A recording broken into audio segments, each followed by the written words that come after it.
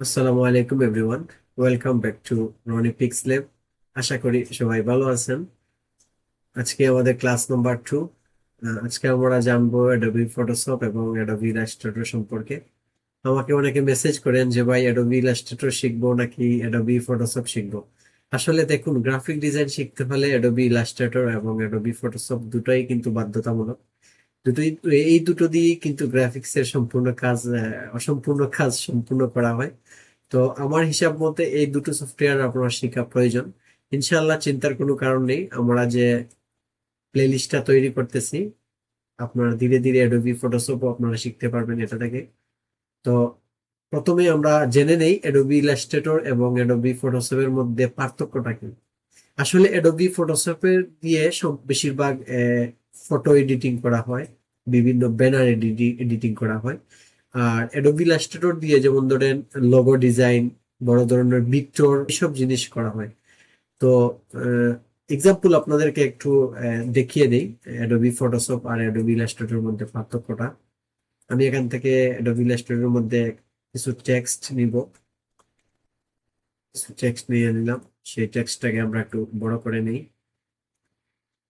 তারপর এটাকে আমরা এখান থেকে ফন্টটা একটু বড় ফন্ট নিয়ে নিলাম।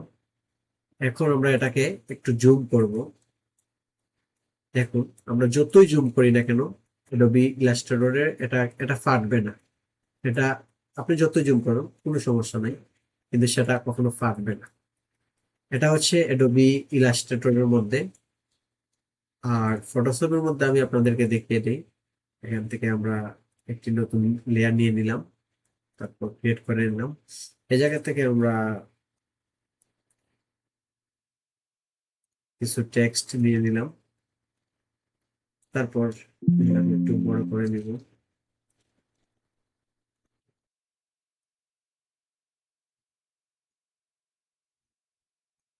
এখন আমরা একটু জুম করব। এই দেখুন, জুম করতেছি, এটা ফেটে যাচ্ছে। এটা পিক্সেল আকারে হচ্ছে আর কি। অ্যাডোবি ফটোশপের যেগুলো দেখুন সম্পূর্ণ ফেটে যাচ্ছে, তাই না? কিন্তু দেখুন অ্যাডোবি ইলাস্ট্রেটরে আপনি যতই জুম করুন না কেন সেটা ফাটবে না। তো প্রফেশনাল কাজ এই অ্যাডোবি ইলাস্ট্রেটর দিয়ে বেশিরভাগ করা হয়, বড় ধরনের ডিজাইন। তো আমি সাজেস্ট করব মনোযোগ দিয়ে, যেহেতু পেশা হিসাবে এটা আপনি নিয়ে নিচ্ছেন গ্রাফিক ডিজাইন, তো সেই হিসাবে দুটোটা সফটওয়্যার আপনার জানা অবশ্যই বাধ্যতামূলক আমি মনে করি যেটা। তো ইনশাল্লাহ টেনশনের কোনো কারণ নাই, আমরা এই প্লে লিস্টে সবকিছু একসাথে পেয়ে যাব ধীরে ধীরে।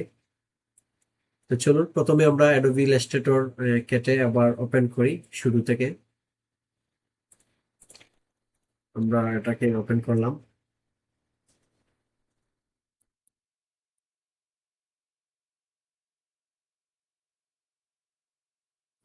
আপনারা ওপেন করার পর এই পেজটা আসবে। এই জায়গা থেকে ক্রিয়েট নিউ আসবে। যদি এই জায়গা থেকে ক্রিয়েট নিউ না আসে, তাহলে আপনারা এই ফাইল থেকে নিয়ে আসবেন। ফাইল থেকে নিউ বা অথবা কন্ট্রোল এন শর্টকাট নিয়ে নিব। তারপর এই জায়গা থেকে আপনারা যে আর্টবোর্ডের ভিতরে যে আর্টবোর্ডের ভিতরে কাজ করবেন সেই আর্টবোর্ডের সাইজটা আপনারা নিয়ে নেবেন। তো এই জায়গাতে বিভিন্ন সাইজ আছে। আমি রিসেন্ট আগে কাজ করেছি এই সাইজগুলোর মধ্যে, এই জন্য রিসেন্ট আসছে। আপনারা যদি কোনো সেভ করে থাকেন কোনো সাইজ, এই সেভ অপশনের মধ্যে পাবেন। আর এই মোবাইল অপশন, এটার মধ্যে যত মোবাইল রিলেটেড যত সাইজ গুলা, এগুলা বেশিরভাগ আপনার ওয়েব ডিজাইনের মধ্যে লাগে, বা বিভিন্ন এডস এর কাজ করলে সেগুলাতে লাগে। এরপর হচ্ছে ওয়েব, এরপর হচ্ছে প্রিন্ট। তো আমি বেশি, যেহেতু অ্যাডোবি ইলাস্ট্রেটর দিয়ে প্রিন্টের কাজ করি, তাই আমি বেশিরভাগ এই প্রিন্ট রিলেটেড সম্পূর্ণ এগুলো দিয়ে আমি কাজ করি। এরকম করে আপনারা যে কোনো একটা সাইজ নিবেন। তো আমি আপাতত A4 সাইজটা নিয়ে নিলাম। এ জায়গা থেকে একটু লক্ষ্য করুন, পয়েন্টস, পিক্সেল, ইঞ্চি, ফিট, সেন্টিমিটার এগুলো আছে। আপনারা যেটা সুবিধা মনে হয় ওইটা নিয়ে কাজ করবেন। তো আমি আসলে ইঞ্চি দিয়ে কাজ করতে সুবিধা ফিল করি, আমি ইঞ্চি নিয়ে নিলাম। দেখুন, এ জায়গা থেকে ওরিয়েন্টেশন পোর্ট্রেট এটা করলে আপনার যে লেয়ারটা নেবেন, যে আর্টবোর্ডটা নেবেন সেটা লম্বা হয়ে যাবে। আর এটা এটা নিলে আপনার যে লেয়ারটা, এটা আড়াআড়ি হয়ে যাবে। যেমন এটাকে ল্যান্ডস্কেপ বলে। এটা হচ্ছে ল্যান্ডস্কেপ, এটা হচ্ছে পোর্ট্রেট। তো আমি পোর্ট্রেট নিয়ে নিলাম। তারপর এই জায়গা থেকে সিএমওয়াই কে এই বিষয়টা একটু মনোযোগ দিবেন। এই জায়গা থেকে আরজিবি আছে।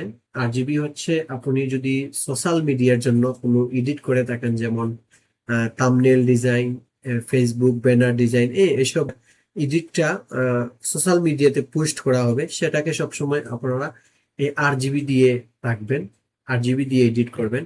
আর যেটা প্রিন্ট আকারে তৈরি হবে, যেমন আপনি প্রিন্ট করবেন বা ক্লায়েন্ট এটাকে আপনাদের দিয়েছে প্রিন্টের জন্য, তখন আপনি সবসময় সিএমওয়াই কে দিয়ে কাজ করবেন, সিএমওয়াই কে কালার দিয়ে কাজ করবেন।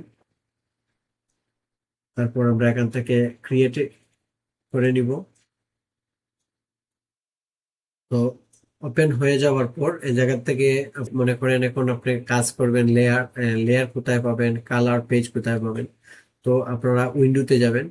আরেকটা বিষয়, যদি এই যে বারটা, এই বারটা যদি না পান, তাহলে এই জায়গা থেকে কন্ট্রোল, এই কন্ট্রোলে ক্লিক করবেন। এই কন্ট্রোলে ক্লিক করলে এই বারটা চলে আসবে।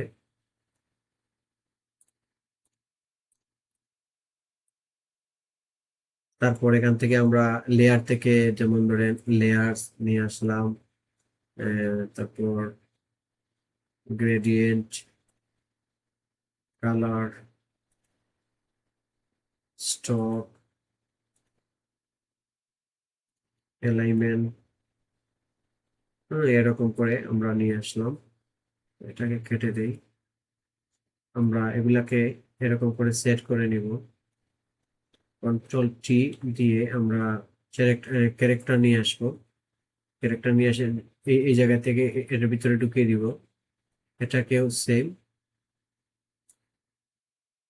তারপর এখান থেকে আমাদের প্রয়োজন অনুযায়ী ধরেন অ্যালাইনমেন্ট, অ্যালাইনমেন্ট আছে এই জায়গায়, এরকম আমাদের যেটা প্রয়োজন মনে করে এটা সেটা নিয়ে আসবো।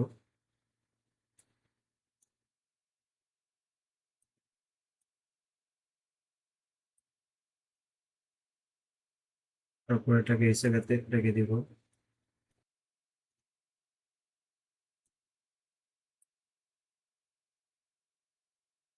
তো এখন আমরা মোটামুটি উইন্ডোজের সাথে পরিচিত হয়ে গেছি। টুলস আছে সম্পূর্ণ কাজের সুবিধাতে ওই জায়গাতে পেয়ে যাবেন, যখন যেটা প্রয়োজন সেটা আপনারা নিয়ে আসতে পারবেন ওই জায়গা থেকে। এখন আমরা এই টুলস এর সাথে পরিচিত হয়ে নেই। এটা হচ্ছে সিলেকশন টুল, এটা হচ্ছে ডিরেকশন টুল, এটা হচ্ছে ম্যাজিক টুল।